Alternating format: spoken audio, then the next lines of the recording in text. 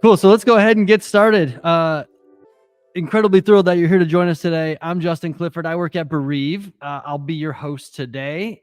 Loss Leaders is a program centered around how companies could and frankly, we think should step up when loss occurs in the lives of their employees. And the reason that we do these programs is that Bereave is on a mission to help companies provide the absolute best possible bereavement response when their employees suffer a loss. And in that pursuit, we meet some incredible people. We meet some incredible companies that can just bring so much education, understanding to business leaders that are working to build a more compassionate and empathetic workplace. So this is our effort to get them in front of you. The chat is open as you see, and we'll monitor for questions. We'll go to about 45 past the hour or so, and we will get the recordings out probably by the end of the week, maybe on Monday, TBD. But by the end of the day, Monday for sure. That'll include the summaries. So Gina Velliquette is here today. About a month ago, I came across a truly vulnerable post on LinkedIn from a woman that I had never met, and that is Gina Velliquette. It started with one word. The post started with one word, and that word was grief. So obviously it grabs our attention pretty quickly. Gina went on to write about how the loss of her mother, Janice Moore, in May 2022 has profoundly changed the way that she moved through life in general, but that included work. What stood out to me the most was her willingness to share that she's changed as a leader. And I think the really cool thing about that is that Gina is an executive. She's held titles like VP of this and SVP of that, managing director, and currently global head of human capital at Oh my, I did it. I know I was gonna. I even wrote it out. Mubadala Capital. Jeez, sorry about that. So here we have publicly, we have an executive standing up, kind of waving to everybody to talk about the change in perspective that her grief brought her. And today she's using her voice to challenge business leaders to really think about how grief plays a role in the lives of their employees, and to talk more openly about grief at work and its impact on mental health and well-being. Gina, welcome to Loss Leaders. Thank you. Thanks for having me. It's honestly an honor to be here. Excited that you said that, humbled that you said that, because the honor is ours and everybody who's joining us today. So let's start with your mom. In your post, you shared a lot of characteristics about your mom, Janice, that you feel like you have started to take on, and sharing that you continue to learn from her as you start to embody some of these characteristics. Are you open to sharing a story, something that you learned from her that maybe we could learn from too? Yeah. My mom was such a cool lady. And I will preface by saying I'm going to try to get through a lot of this just without like bursting into tears. So I will just say that. And if you do, Gina, it's okay. And we'll wait. I appreciate that. She was such a cool lady. I mean, look, she had a hard life. My mom hated change. I mean, if she were sitting here today, she would tell you she hates change, but she was resilient. And all she experienced in her life was change. What the one story that came to mind as I was thinking about this question last night, as it relates to resilience, my family moved all over the country throughout my entire life. I mean, I went to, I don't even know how many elementary schools, before I got to middle school. And that forced my mom to kind of adapt and change. Right. And if you think about the timing, the first, it was 1985 when we moved for the first time, before the internet, before Google, before all of those things. Right. So my sister and I often talk about, like, how did she figure out what doctors to go to? There was no Facebook where you can send out a poll to people. She just figured it out, and she was so resilient in that way. And every time we would move around or anything like that, she would just figure it out. And that's a trait that I'm like honored to take on from her, in terms of just figuring things out and being resilient, and adapting to change, even when change is really uncomfortable. And I loved that about her, even though she would tell you, I hate change if she were Sure. sitting today. Sure. But she always figured it out. Yeah. I love that. And it almost and I'm kind of projecting a little bit, but it almost feels like that quality uh it showed up a lot in the past couple of years for you as she passed and as you kind of navigated your life. Is that safe? 1,000%. Mhm. I think that's right. And it's I think anyone on this call who's experienced the loss of a parent, especially one that you're close to, I think would say it's not something they would ever want to go through or would ever wish on anyone.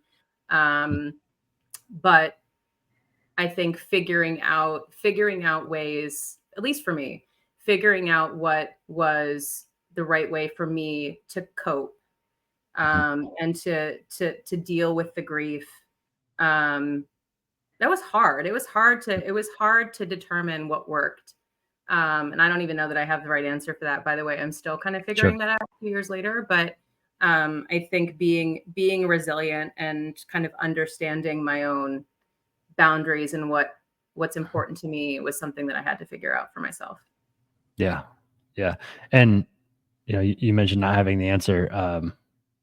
We talk to people all the time who don't expect to have an answer, right? We talk to people who came up with the answer pretty quickly, right? Yeah. To how they were going to move. Um, I'm curious as you kind of talk about coping a little bit. Your post was written on the second anniversary of her passing, and that had to be obviously an incredibly tough post to write. I'm curious what motivated you to do that. It was, and I debated, frankly, a lot, quite a bit about whether I wanted to post something on LinkedIn, Mhm. specifically about it. I found that throughout the 2 years, as different milestones come up, right? Her birthday, Mother's Day, the 1 year anniversary, holidays where we were always together. I found for me that writing about it was helpful, Mm, and sharing was helpful. Um, and I had people reaching out to me that are in my network that I hadn't talked to in years who had experienced a similar loss, reach out and say that they appreciated hearing. mhm. And I wasn't doing it for that reason. I was doing it because, Sure. frankly, it was cathartic for me. Mhm, mhm, And I wanted to honor her. And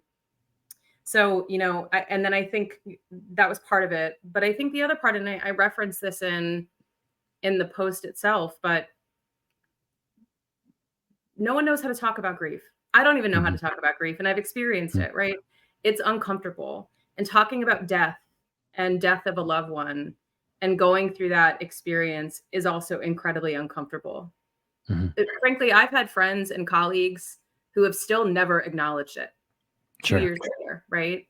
Sure. And that's okay. I mean, I think Mhm, everyone processes it differently, but I do think grief is going to affect us all at some point in time, and mhm, certainly for most of us in our working lives. And I think we should start normalizing just what you're doing. And we were talking about mhm, this before we kicked off this call. Why aren't we talking about it? And let's mhm, normalize talking about it so that people mhm. recognize that there are forums where you can talk about it if that's what's helpful for you. For me, Sure. I thought talking about it and talking about my mom helped me immensely. Mhm, mhm. Yeah, and it's so interesting. You're the nuance and the personal the kind of the personal nuance to every situation, and I feel like what people have feel like they have to go do is say the perfect thing, Mhm. and what we've learned a ton of, especially over the past year or so, is that instead of saying the thing, trying to find the perfect thing to say, just asking. Right? Is this something you would like to talk about? Sure. Right? I Um, fully agree. and is that something just kind of giving like, maybe tips for managers or for Mhm. just people in general? Is that something that you would promote, or do you have something that you would have liked to hear specifically when people approach you to acknowledge your loss? Yeah, I mean, it's such a great question, and I think it's so important because and challenging to answer, right? Because to Hmm. your point, what's comfortable for me may not be comfortable for somebody else who's dealing with Hmm. with grief. For me, what I appreciate is when somebody just asks me, like, are you doing okay? It's a dumb question. Obviously, I'm not doing okay, right? Like, I Right. wasn't Right. okay after it happened, but Right. at least that was a door. And Mhm. I even had Mhm. people ask, do you want to talk about your mom? Mm.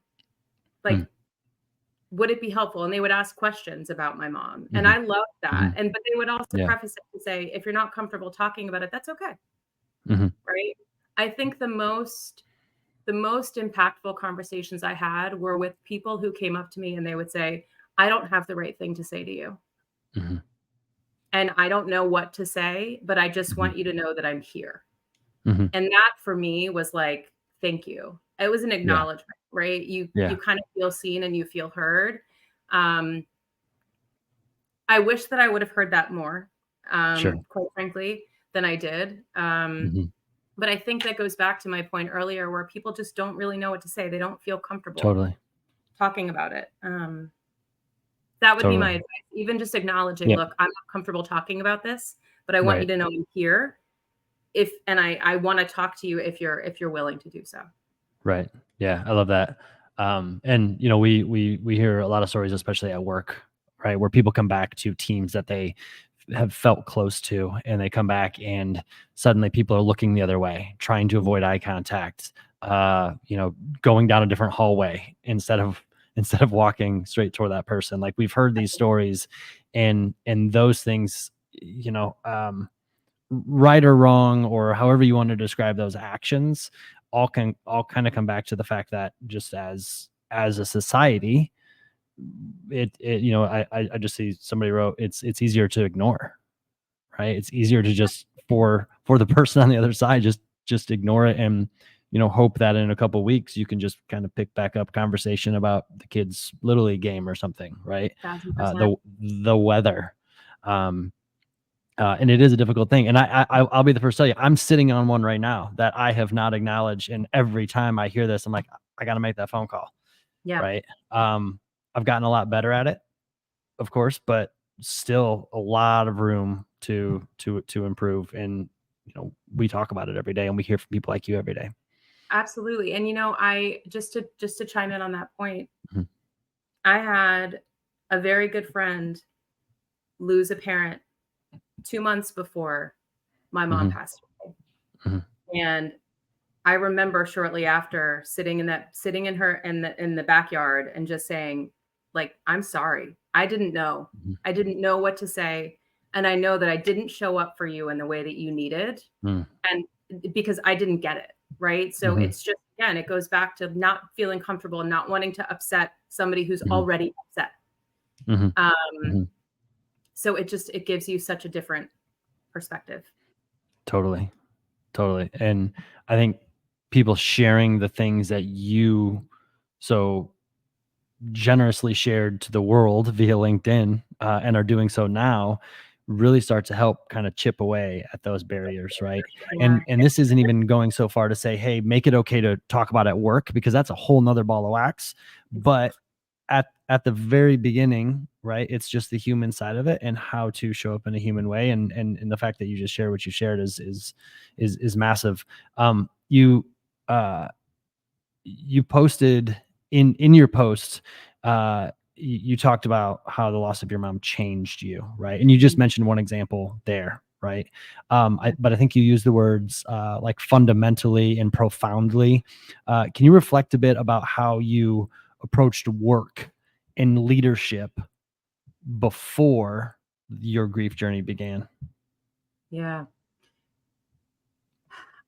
And I can, and I will caveat by saying I think it's a product of kind of where professionally I grew up. And, Mhm. I've worked in financial services almost my entire career, over 20 Mhm. years now. Um, and I think when you start in that industry and work in that industry, it's challenging. It's a difficult industry. It's very dynamic. It's very fast paced. And I think I grew up as like a driver. Right. And Mhm. what I mean by that is just getting things done. Whatever it took to get things done, I would do it. Mhm. Just checking things off of my million-page to-do list. And I think as I transitioned from like the doer to a leader, I pushed that down to the people that worked for me. And as a leader, I was really just focused on like getting things done. Now, that's not to say that I wasn't building relationships with my team, right? Or with other people in the organizations where I worked. But I think for me, the most important thing was, am I getting the work done that I need to get done? Right? Am I performing? Am I exceeding performance expectations in all respects? And is my team exceeding performance in all respects? And so like I would classify myself just as your like typical driver in terms of just getting things done. And I think I sacrificed a lot because of that. Yeah. Yeah. So the fact that you said you sacrificed a lot, right? Did you realize that during that time, or was that something looking back? Is that like, is that a reflection that you're sharing of like, hey, Hmm. because I went this way, I sacrificed a lot, or did you know it when it was happening? I think I knew it when it was happening, but I knew it when it was happening. But I wasn't willing to really reflect on how I could change. Mm-hmm. Um, and to really truly understand like how was that affecting me, and how is that affecting my relationships, and how is that affecting how I lead people. I don't think I really had that full perspective, frankly, before going through the loss of my mom. Sure. So it was something that I knew kind of was in the background, but I wasn't really doing anything about it. That's just how I had always operated. Yeah. I'm gonna come back to that Yeah. because I want to talk. We've got the before and the Mm, after, right? So mm, I want to come back and compare the two. Before we do that, you mentioned specifically that you took 1 week off yeah. after your mom passed Yep. and went back to work, Yep. even though you said, "Hey, I'm not okay," that you knew you weren't okay, Yeah. but you did it anyway. Can you talk a little bit about that decision? Yeah. I think I was avoiding the grief, honestly. Hmm. I think I thought that work would be the distraction that I needed. Hmm. I didn't want to sit in the emotion. Hmm. And so I just stuffed it down and just went about, just day to day life Sure. in the best way that I could. I Hmm. think initially I thought that that was the right thing to do. Hmm. And I thought that's what I needed. But I think over time, I started to recognize in myself that I was not Hmm. okay. I was not doing okay. At that time, I didn't know that it was okay to not be okay. Mm. Um, Sure. and I thought by going back to kind of normal life, that Hmm. that was going to make me okay. Sure. Didn't, Yeah. didn't. How did you come to realize that not being okay was okay? Hmm. This is gonna sound so silly, but an acquaintance of mine that I'm connected with on social media Hmm. saw one of my posts. Right, to my earlier point, I was posting a lot and using that as almost just my kind of outlet. Um, Probably apologies to a lot of my followers who heard about that probably way too much. Um, but this individual who had lost her father reached out to me and actually recommended a book. It's literally Mm. called "It's Okay That You're Not Okay." Mm. And I immediately turned around and read that book. And that to me, reading that and acknowledge, like reading what this person who wrote this book went through as a psychologist who had an unexpected loss of her partner, reading that book, I felt like I was not crazy. The things that I was feeling, Mhm. I felt like that I was feeling, but not acknowledging. I felt Mhm. like I was seen, even though I didn't know this person, right? Obviously, they wrote the book, Sure. but I was reading it and recognized everything that she's describing is Mhm. exactly what I'm feeling. And I don't Right. feel crazy for Right. feeling the way that I feel. Right. Um, and that was for me And that was maybe 6 months after my mom passed that I finally picked up that book and read it. I feel like if I had read that immediately after my mom passed, I may have made different, like, work choices. Mhm. Mhm. Um, but, it was 6 months plus later that I read it, Sure. but it was profoundly helpful. Sure. I'm curious, having that profound help 6 months in and saying, "Hey, I might have made different choices." What do you think you do differently?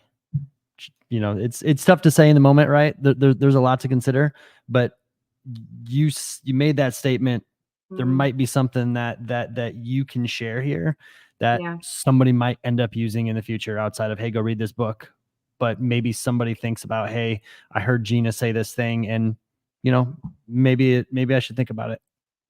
I would have taken more time, Mhm. um, to process. Number 1, I would have gone to my manager and said, like, "I'm not okay. Mhm. I need air cover. I need you to cover me, um, because I need to take this time." Mhm. I was not willing to admit that, Sure. um, and so that I think would have been, really the first thing. I would have gone to therapy a lot earlier than I did Mhm. to deal with the grief and the trauma, honestly, of everything that happened with my mom's passing. So I would have gone and done that a lot earlier than I did. Yeah. Yeah. No, that's great. Um, all Probably not surprising looking back, but at the same time, because you learn as you go, right? Years Um, ago. but also, like, the decisions that you made in the moment, or the decisions that you made in those were the right decisions for you in that moment. Yeah. Uh, Looking back is always a little bit easier, right? Yeah, To think about the changes you could have made. I agree. And I think, and maybe I'm jumping ahead a little bit, but I think the other piece of this is, first of all, we kind of talked about this. There's no right answer, right? Mhm. Like, again, everyone processes grief differently, and what Mhm. everyone needs in order to deal with it is different. So it's kind of, you know, what's best for that person, but sometimes that person doesn't know, Mhm. right? Sometimes that person has no idea what they need because they Mhm. can't even process the emotion that they're feeling. And I was Mhm. definitely in that camp. I didn't Yeah. know what I needed. But looking back, I think what I would have appreciated is somebody pulling me aside to be like, we know you and we know that you're not okay. Mhm. Right? So taking that Mhm. human-centric approach, like, we know Mhm. you, we know that you're not okay, and Mhm. we think that you need to take time or you need to do X, Y, and Z thing. Mhm. Um, Unfortunately, I just didn't hear that, right? Sure. Um, and I wish that I would have, but, that wasn't my circumstances, but, Yeah. so Yeah. I kind of had to figure that out for myself, but at that point, it was pretty late in the game. Sure. Sure. Um, so Sure. I heard a woman who, just in getting to know her over the past few months, incredibly compassionate, very progressive. She also is an executive, people leader, and some folks on her team suffered a loss, and it was actually an employee, and one of the people that, when we kind of stepped in to kind of help navigate, um, was the woman's manager, or was a manager of the employee who passed. And wow. we asked specifically about her and said, "Hey, how is she doing?" And the response was, um, "Think she's okay. She's a tough cookie." Right. And this was one of the most compassionate people that I feel like I've ever met. And that Mm, was the response, right? Um, so think about, like, just normal people who might yeah, not have yeah, that depth of compassion. The curve to get there, and the curve to understand it, and the curve to show up is significant. And I think, to your point, a lot of it is uh, understanding who people are and how they're showing up, and having the strength and the courage to kind of pull them aside. But yeah, B, probably culturally, especially at work, um, if leadership makes it okay to talk about, it probably becomes much easier. If leadership has talked about loss, has talked about grief, has talked about death, just like they might talk about other things to make them okay to talk about, maybe that becomes a little bit easier. I just gave an opinion about how I think leadership should show up and make it okay. I'm curious your thoughts to that statement. Is that completely off base, or do you think there's some validity there?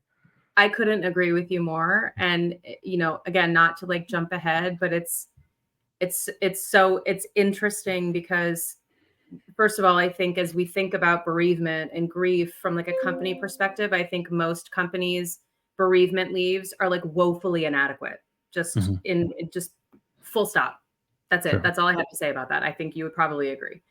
Um, what we don't acknowledge, and I'll take ownership also from like an HR perspective as somebody who's been in leadership roles in Mhm. HR, what we don't take enough time to do is to equip our leaders with how to have those conversations and just take the time to normalize having those conversations in the workplace.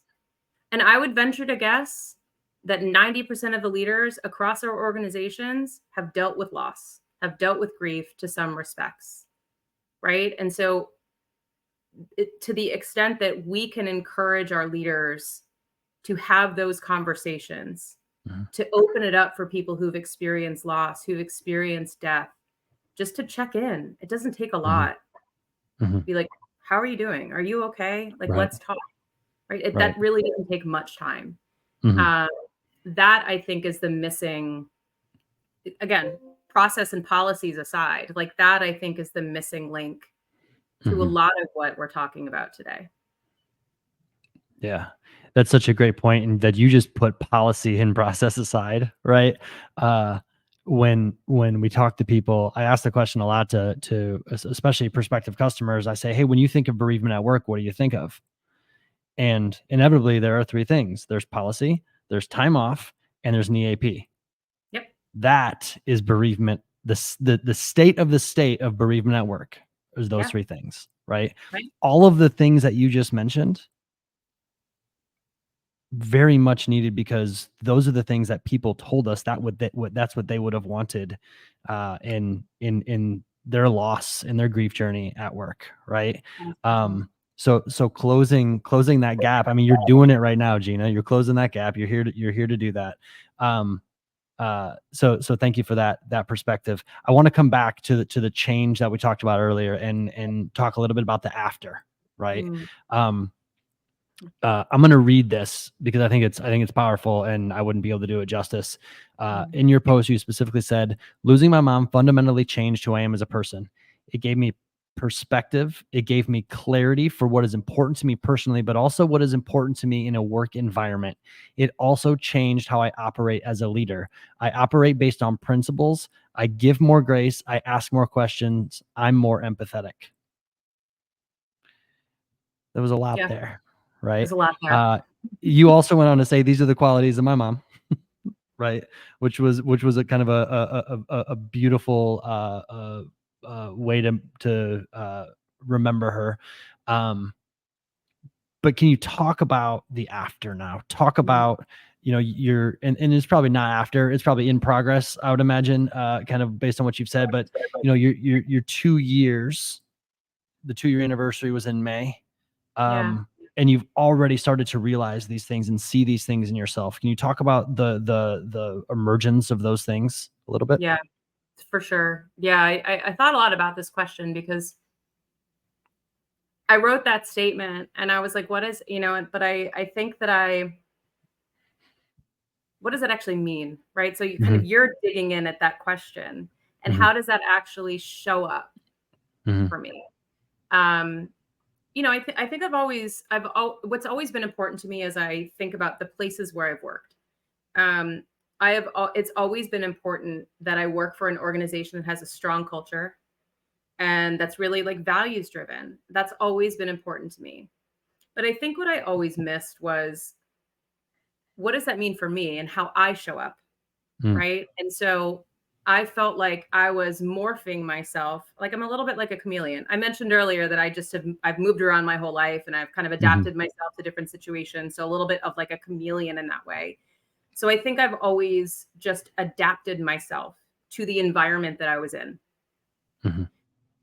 And so, but not really taking a step back to say, okay, but am I sacrificing like who I actually am, what Sure. my values are, and what's important to me Mhm. as a human being and as a part of this organization? And so I think that's the perspective that I gained after, right? So it's like after my mom passed, it was like, Mhm. okay, I know that I've worked for some amazing organizations and I've been very privileged to do that. But was I living up to my own values and who I want to be as a person? And like also what is that? Like who Right. do you want to be as a person? Like even Right. taking Right. Right. 50 steps Who am back, I? who Yeah. am I as a person, right? Yeah. Outside of work, but also inside of work, right?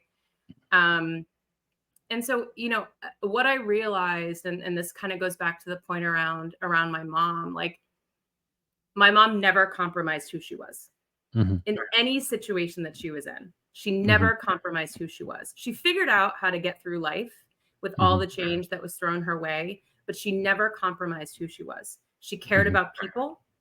She did the right thing Mhm. all the time. And she listened, and she Mhm. really listened, and she empathized with people. And I think I always felt like I operated that way. But when I took a step back, I was really just trying to get work done. Mhm. And sometimes, like sitting and having conversations with people, I was like, Mhm. this is taking me away from checking two more things off of my to-do list, if Right. I'm Right. 100% honest. Yeah. Right. And so, and I feel like people, if there are people on this call from my old team, would probably acknowledge this. After my mom passed, I spent so much more time on the floor outside of my office, Mm. talking Hmm. to people, checking Hmm. in with people, right? And making Mhm. sure that my team was good. That if there was Mhm. something going on, that I was there and listening. Um, Mhm. yeah, it was a very different. Yeah. Was that a conscious adjustment that you made, or did you just start showing up out there? I just started showing up differently. And I think it wasn't until I took a step back, after I left that for after I took a step back to really think, wow, like where I started to where I ended was a very Mhm. different place.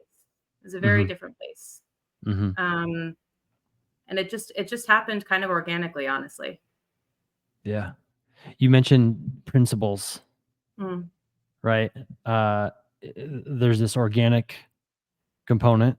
You start showing up, you start realizing you want to be in and go out and ask questions and get to know people. But you've also developed some principles that you probably had principles before, but it sounds like they've changed.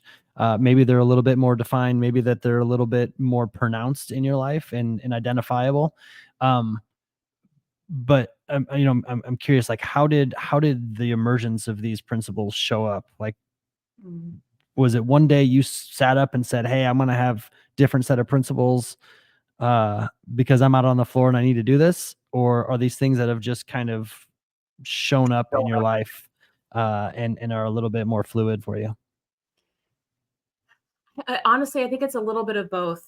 I think it's a little bit of both. I think over time, as I was, this didn't happen immediately, but I think over time, as I was reflecting back on my experience after my mom passed and processing my own feelings, processing my own experiences, I think I recognized in myself things that I actively wanted to change in terms of how I was showing up, not just with my friends and things personally, but also how I was showing up at work Mhm. to my team, to my clients internally, just in general.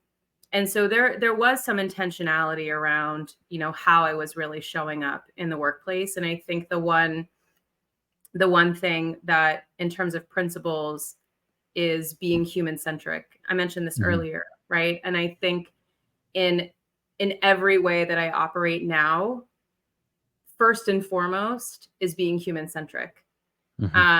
It sounds silly, like, yeah, you're the head of HR, you should be human-centric. But like, no, oftentimes we just, we're doing process, or we're, dealing with policies, or, procedures, or whatever the case. But like, what are we actually doing with our people at the center? And that was a big shift for me. And that was intentional. And then I think that the other thing that was also intentional is, and I've posted about this on LinkedIn too, but and this is a hard one, in terms of listening and having unconditional presence. We have 8,000 distractions. My emails keep popping up right now. I turned off Slack because little dots, pop up every now and again. But it's like, we are countless distractions. And so how do we really show up so that people know, like, we're actively listening and we are present and we're not distracted by the 17,000 other things happening. That's something I'm still actively working on. But that's something that I think that definitely shifted after my mom passed too. Yeah. Can you talk about what changes you've made? I know you said you just shut down Slack, but like, what does that look like, right? Instead of, well, I'll backtrack. What does that look like? Yeah, I mean, when I'm in meetings, especially meetings with my team, like, I try to, like, I'm again still working on this. It's a work in progress. Work in progress. We get it. Yep. Down, my phone's away. I'm ignoring the things going off on my Apple Watch, and I'm not even looking at my computer, like at my screen, especially if I'm face to face meeting in person with somebody. It's harder when you're virtual because you're on a Zoom or similar platforms to this where you are interacting and you have I have multiple screens here. So it's like there are things popping up constantly. But for me, I have to put those distractions aside to make sure that I'm actually like focusing on my people and having that conversation. So I don't close my email, but I ignore it. Sure. The email is still going to be there in 30 minutes. Totally. And if they're important, somebody will just call you anyway, right? Exactly. I'm curious because we're talking a little bit before and after. Has there been anybody that you've worked with? Is there anybody that you worked with today that you worked with before May of 2022? I'm just curious if there's anybody out there that has the perspective that you've just shared, right? Has witnessed your two perspectives and how they might describe you pre and during journey. Nobody that I work with at my current firm, but there are certainly people from my prior firm who worked with me, before and after. Okay. Yeah, so that there are definitely people that were there that saw me before and after. What do you think they would say? I mean, if I just randomly called them up and said, "Hey, tell me about the change you saw in Gina," what do you think they'd say? Yeah, it's a good question. I wish I could just call up some people, but look, I think before, and I talked a little bit about this, but being a driver, right? Like, I pushed my team pretty hard. Like, look, I am as a leader, I've always been fiercely protective of my team. I've always been super supportive of my team and the people who work for me. But I also push people. I set really high expectations for myself. And I think because of that, I pushed myself too hard. And I probably pushed a lot of people that work for me too hard too. And I think, after like having the perspective that I have, I think they would probably say that I still push, that I still push. But I think, and this goes back to my post around saying that I have more grace, or give people more grace, and I'm more empathetic. I think I have more perspective on the fact that people have lives outside of work. It sounds so silly and so basic, right? But that people have things that are going on outside of work that affect their lives and affect their work. And it's very easy for us to say, oh, compartmentalize. Like, you just have to push that aside to get the work done. Like, life doesn't work that way. Sure. And people can push things down and compartmentalize until the cows come home, but like eventually it's going to affect them. And so I think for me, it's asking questions. If I see that somebody is either not getting something done, or if they're struggling with something, or maybe they just seem off, I'm just more attuned to that now. And so I just ask more questions. Hey, what's going on? Are you okay? Right? Like, really just taking the time to ask, like, are you okay? And you don't seem okay. What's going on? Let's take some time to talk about it. And I think that was the big shift for me. Again, just being a human. Sure. Seems easy, right? It does seem easy. It's like, what I'm saying is not earth shattering. Like, it seems so easy. But it is, again, like, in certain environments, it's really hard to take the time to do that. And that's not something that we typically tell our leaders to do, right? It's like, you have to get the things done.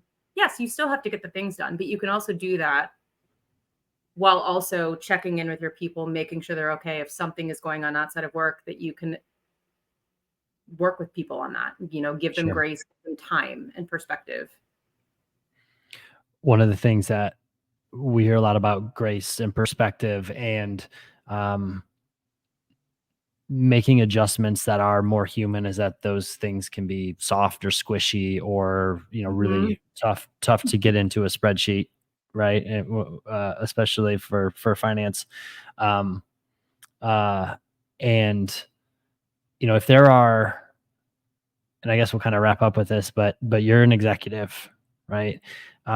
Take the fact that you are a people executive and HR executive out of it for just a second. But if you're thinking about executives in general, that might be looking for some rationale, right? Some logic behind a human approach. How do you think about that? How would you pitch that to a table full of people who are looking at the P&L and saying, hey, we need to go hit these targets? Yeah. It's such a good question. And I think the biggest thing is, if you want your employees to be the most productive they can be, you have to appreciate and acknowledge that things that happen outside of the workplace will affect them in the workplace. So what are you doing to make sure that you understand what might be going on that affects their productivity at work? Right? And that means taking 20 minutes a week to have a conversation, to check in. It doesn't take a lot of time. But I mean, there are dozens of studies out there about how, and especially now, I feel like normalizing mental health and well-being since the pandemic. Thankfully, we're now starting to have conversations around that more frequently across industries.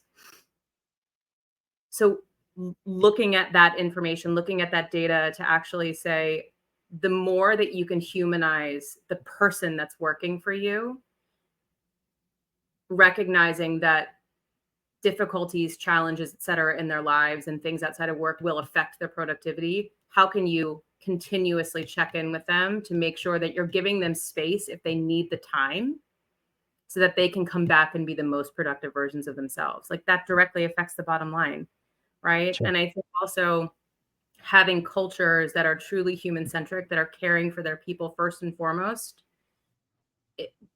that there are also studies, like, if you take care of your people, productivity and financial results increase dramatically, right? I mean, there's tons of studies out there on that too.